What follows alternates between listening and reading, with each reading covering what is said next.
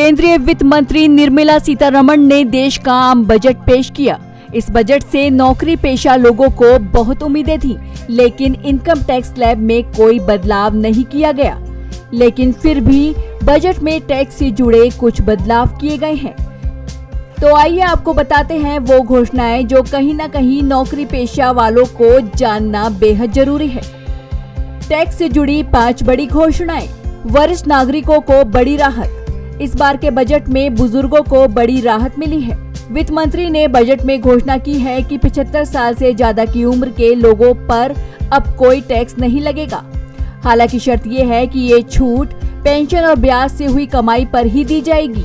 अब 6 नहीं 3 साल में दोबारा खोले जा सकेंगे टैक्स केस। इस बजट में टैक्स असेसमेंट के केस को दोबारा खोले जाने की अवधि को 6 साल से घटाकर 3 साल करने का ऐलान किया है।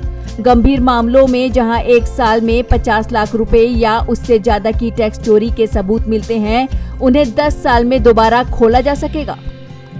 ITR भरना हुआ आसान। अभी तक ITR भरने के दौरान पहले से ही फॉर्म में पता, नाम, सैलरी पर लगा टैक्स का भुगतान, TDS जैसी जानकारियां पहले से ही भरी हुई आती थी। अब ITR के फॉर्म में लिस्टेड सिक्योरिटीज से हुए कैपिटल गेन्स, डिविडेंड इनकम की जानकारी और बैंक पोस्ट ऑफिस से मिले ब्याज की जानकारी भी पहले से ही भरी हुई मिलेगी।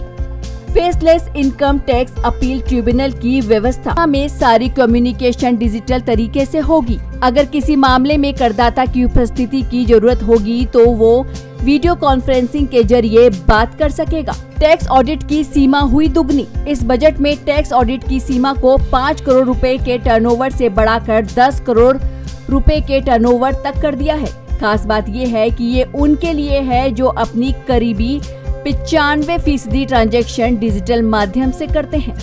तो ये वो घोषणाएं हैं जो कहीं न कहीं नौकरी पेशा वालों को जानना बेहद जरूरी है।